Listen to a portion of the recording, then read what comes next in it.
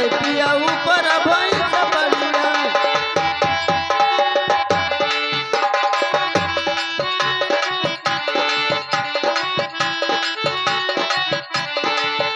ये ऊपर भैंस बढ़िया ये दुआर का संतुआ दिया पिया पानी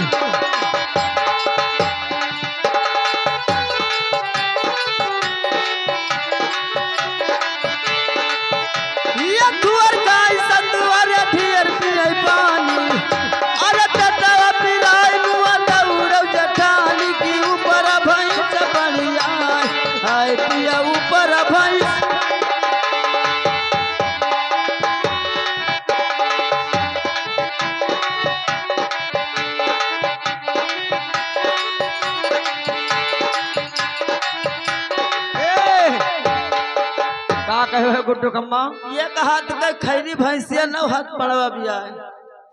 अब नीचवा अहिरा प्याउस दिवा था ऊपर भैंस पड़िया हे का अबे मारा तो हर पुनवासी टरी जाए ई बता जब एक हाथ के भैंसिया ही रे तब नौ हाथ के पड़वा में घुस जाए ओकरे पेटवा में घुसर जात हां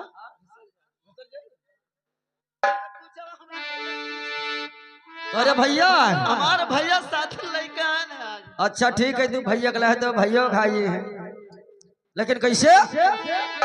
अरे यहाँ का हाथ कई कोलू पतरा का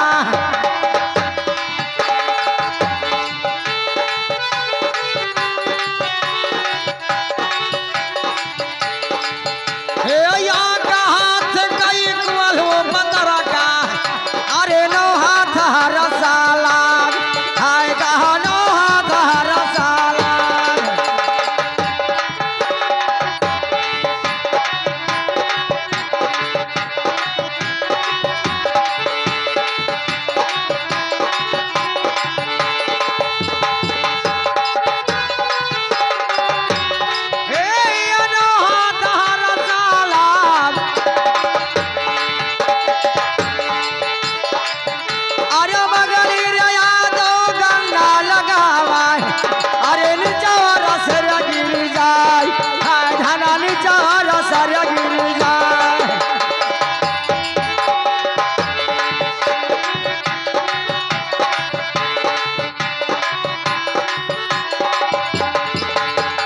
तुरला हमारे भोजन यही गादा अरे तुरला हमारे भोजन यही गादा अरे दुनिया में हरिया रहे बहु रहिया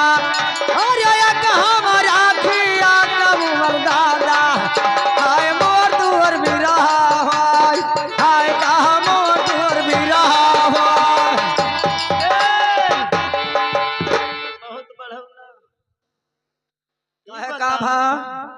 एक में हरारुम बाप को दोनों जने देखो नहीं दू दू दू एक हम रखबे दादा देखो बैठा मुस्किया तुम्हारी आता को कमन दादा भाई भाई रे हमार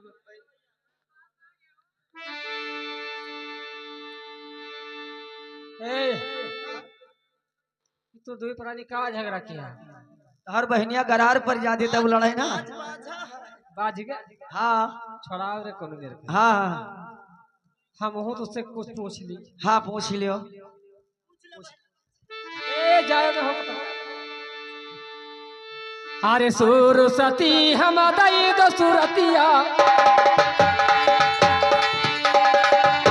अरे सुरसती हम दई दो सुरतिया बल पैर को हनुमान अरे भाई मोर बल पैर को हनुमान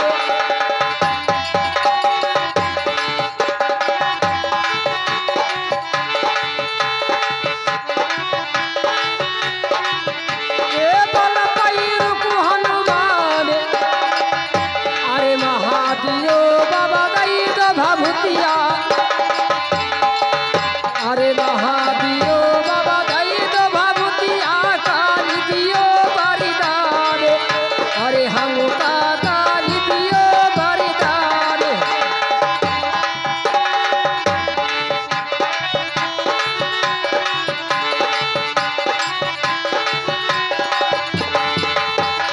काली दियो बरिदान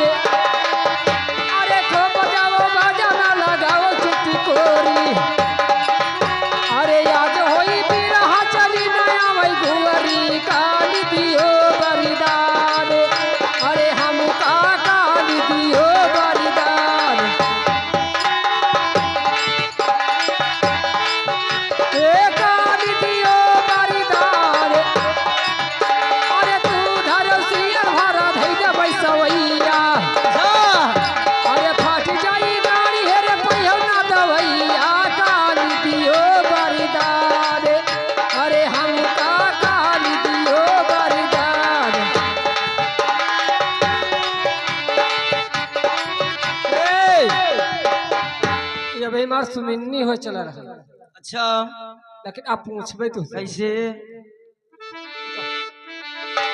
अरे 64 भाई धनु वहाँ जो लागल अच्छा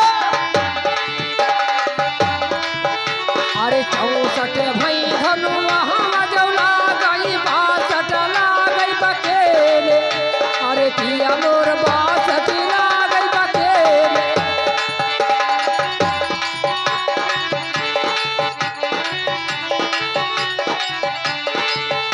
अरे 62 लागई बकेले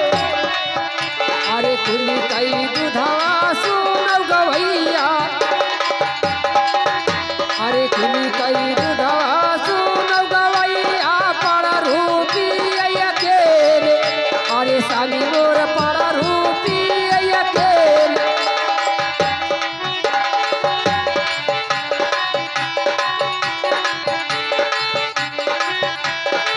अरे पर रूपी अकेले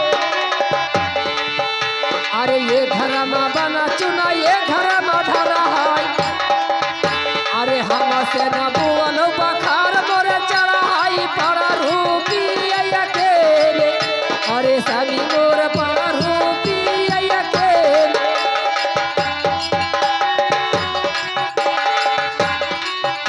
ए बौरहेवा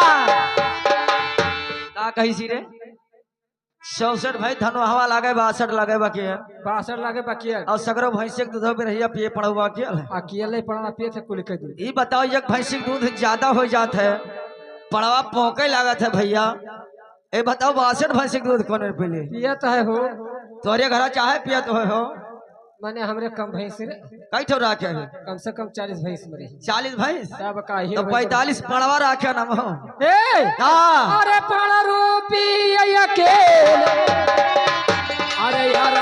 चाउर बास कहीं घर का अरे तू का समझावा हीरावा कई लड़का पर रूपी अकेले अरे भैया रे पर रूपी अकेले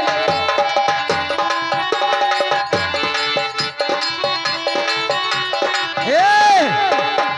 कैसे पियत हो यहाँ आओ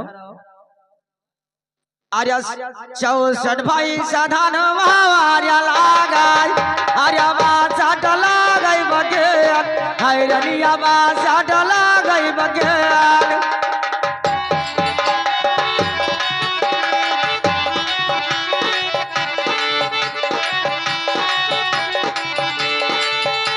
या 62 लगाई बगेर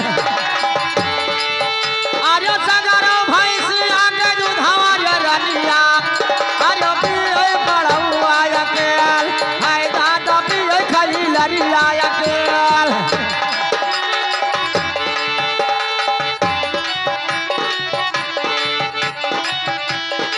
हे पिए खाली लरिया अकेल सोवत रहो करवा डघौलरा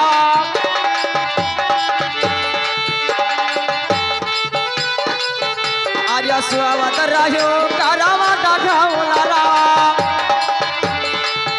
आर्या धोखा मुता नहीं कीन हाय कहो धोखा मुता नहीं कीन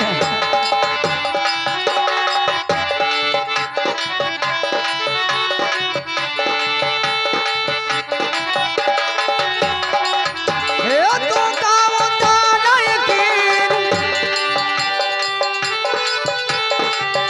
अरे आपन कमान कार घौलरा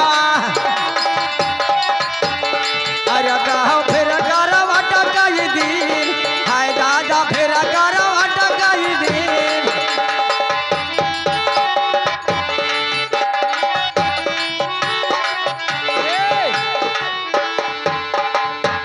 अरे एक अचंभो हम सुन पावा अरे एक अचंभो हम सुन पावा खिसवा की हंस कही अरे साली मोर खिसवा की हंस कही अरे खिसवा की हंस कही अरे बिना बाप कई लौक सुजल में अरे बिना बाप कैलौ कुसुजल में महातरियो नाही रहीम अरे सभी मोर वकै महातरियो नाही रहीम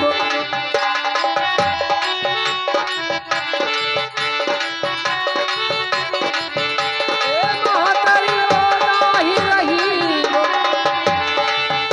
अरे यते आओ बतिया की कहा भाई अरे तो कालई कई बार हटा हमरा भाई वो कई महातरी हो नाही रहीम अरे भैया रे महा ए आहो एक अचंभव हम देखा हाँ खीसा कैसे कही हाँ और बिल बाप का लड़का जन्म अच्छा मैंने बिला बाप के लवकुश जन्म हाँ न उनके महतारी नहीं हाँ और न उनके बाप ही नहीं काहे बताओ कौन में जन्मे लवकुश के महतारी नहीं रहे बताओ कौन में जन्मे हमें बताओ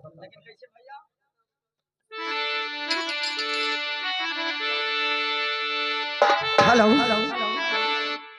अरे जौनिया दिनारिया सीता मन कार्य भी आ जाए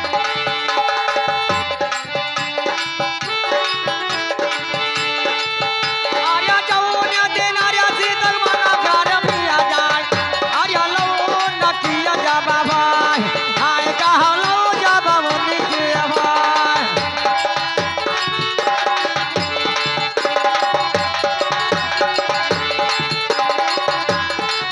हे लो जा बाबू निके भाई अरे बनिया भरई सीता जी रे चली अरे विश्वामित्र के अगाध आए कहा विश्वामित्र के अगाध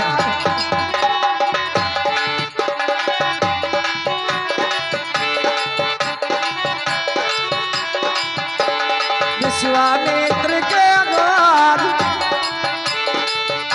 ये कुछ कई लोग कुछ माने गई ना माई ना बाप हाय कहो ना माई ना बाप लेकिन कैसे जब सीता जी का जंगल में छोड़ कर आ रहा तब उनके खाली लव पेट में रहे और जब वो लव पैदा हो गए तो ब्रह्मा जी का कहीं देखो हम जाए थे पानी भरे सीता जी और सीता जी गोद में लौका उठा के लेके चली गई वो अपने पूजन ध्यान धरे रहे जब गोद ना ही देखी लड़का के हाँ ना है खटिया पर तब वही कहना सीता जी का का जवाब दे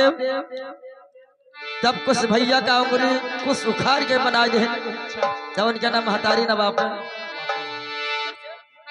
करे दुआरा पदही बिकाए अरे के करे दुआरा पदही बिकाए के करे दुआरा पुकारे अरे साली रे के करे दुआरा पुकारे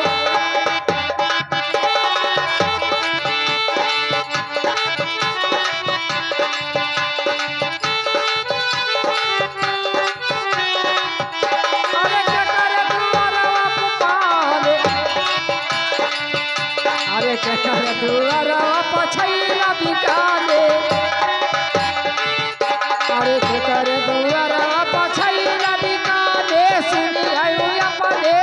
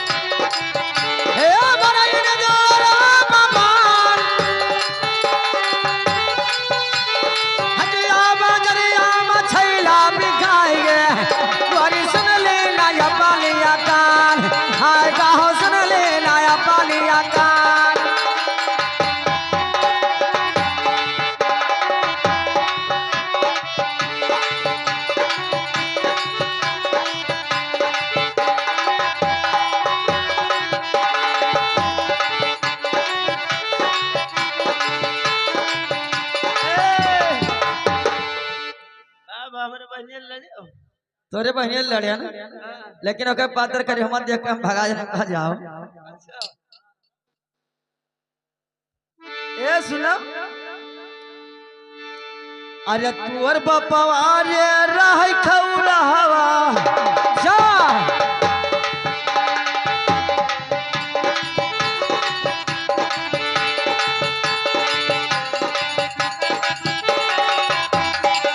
ये तुअर बपवा रे रह खौला हवा लड़का सुहेलवा हो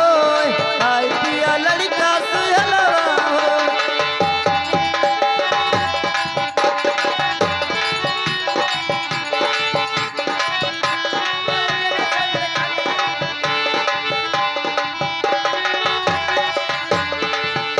ये लड़का सुहेलवा हो ये तुअरे बाप की नात दुलरुआ वह कर झबले बार आई पिया वह कर झबले बार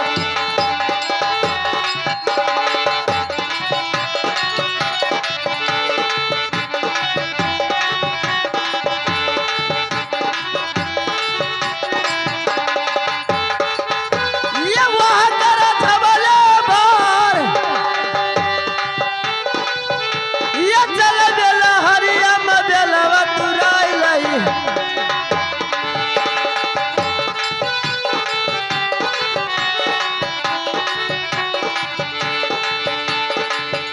ये चल बेला हरिया म बेलवा तुराई लई अरे भंवर देई बनवाई आई पिया भंवर देई बना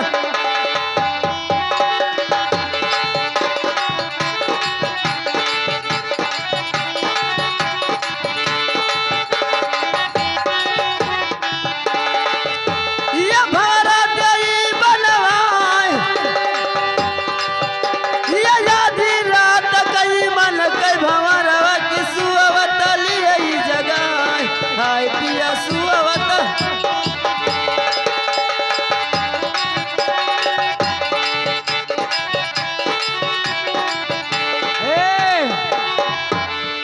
का कहवे गुड्डू कम्मा तहार बपवा रहा खौला हवा लड़का सुहेलवा हो और तुहरे बाप के नाती दुलरियो उनका झबले बार रहा ये बताओ हमार दादा खौड़ावा रहे तो लड़के चिकन हुई है रे काहे नहीं मैंने 10 बपवा रही वैसे लड़के रही है अच्छा भैया लेकिन कैसे आ जाइया मावा कई पेड़ा आ रहा है खौड़ा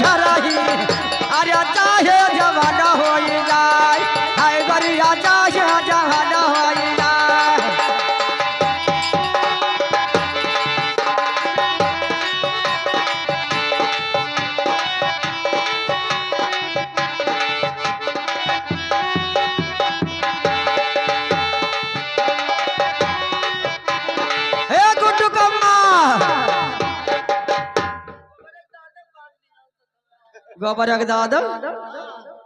इनका कहाँ लाया दादा मैंने बुढ़ऊ छोड़ के गोबर दादा लाए अब का करी लेकिन कैसे कैसे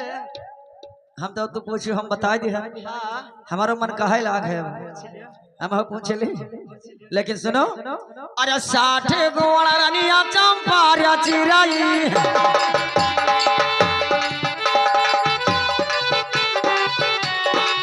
अरे 60 गोड़ा रनिया चंपारिया चिराई अरे सागर चुनाई का जाय है दादा सागर चुनाई का जाय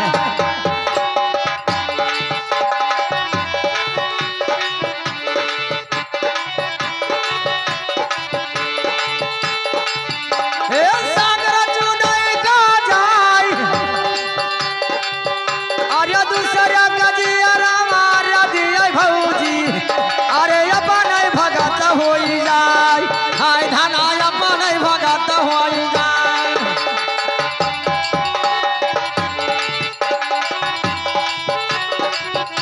या अपन भगत होई जाय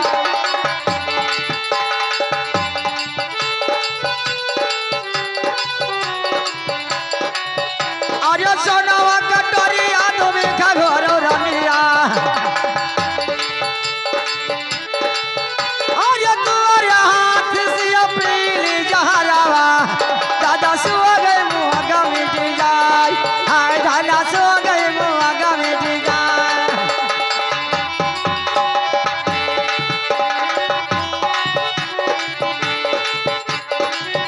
ए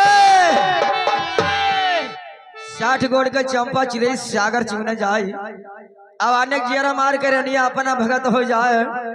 सोनवा कटोरा मन लाया हो बिखा और तोहरे हाथ से पीले रनिया सो गए मुंह मिट जाए फिर न रह जाए हाँ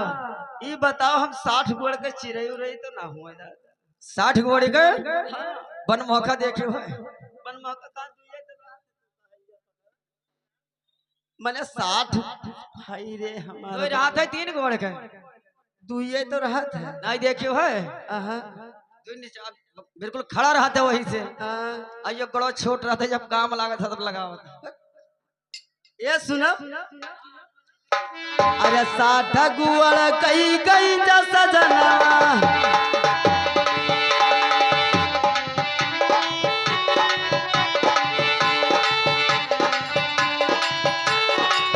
ये 60 गुड़ कई कई जा सजना की नदिया मखिया लई शिकार आय पिया तलवा मखिया लई शिकार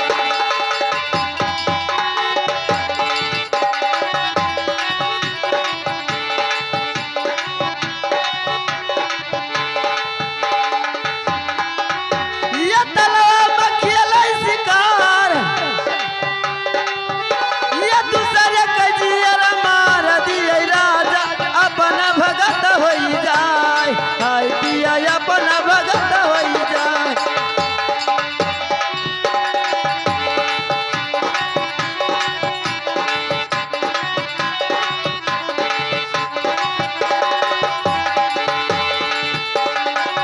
ए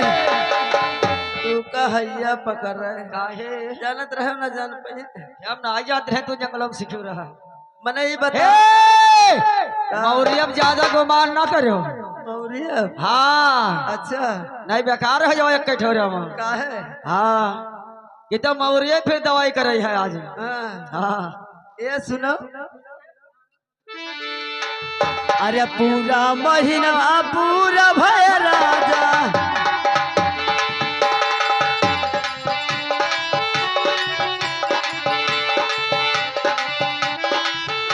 ये पूरा महीना पूरा भय राजा आई महीना अब जरूर आई पिया आई महीना अब जरूर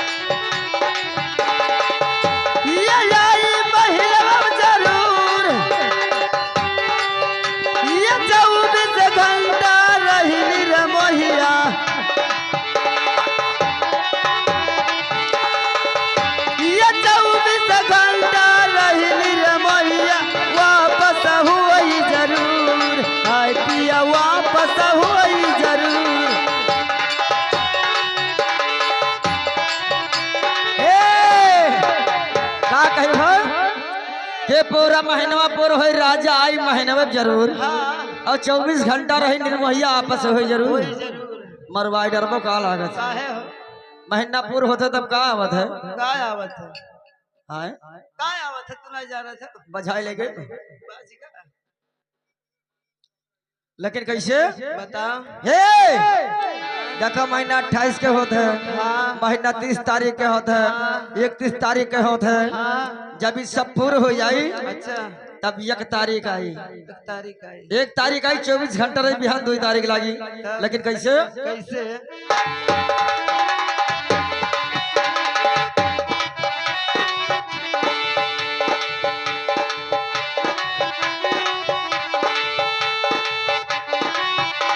अट्ठाईस महीना आर्या भौजी आर्या यकाति सफेर हो जाय हाय गा हो यकाति सफेर हो जाय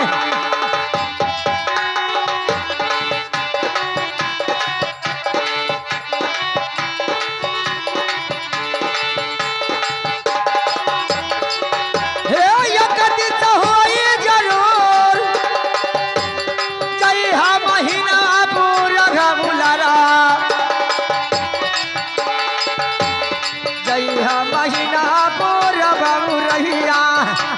एक तारीख आवई जरूर आए का हो एक तारीख आवई जरूर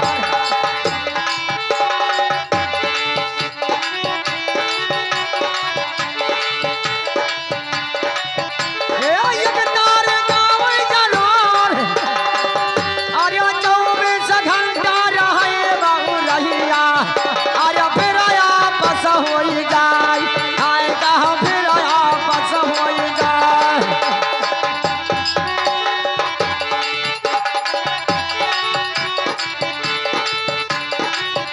अरे नदिया माँ के काज द्वार भाई पटाई अरे नदिया माँ के काज द्वार भाई पकाई अरे गुनहा मरा दगह पायु भाव जाई अरे फिर आपस हो जाय हाय दादा फिर आपस हो जाय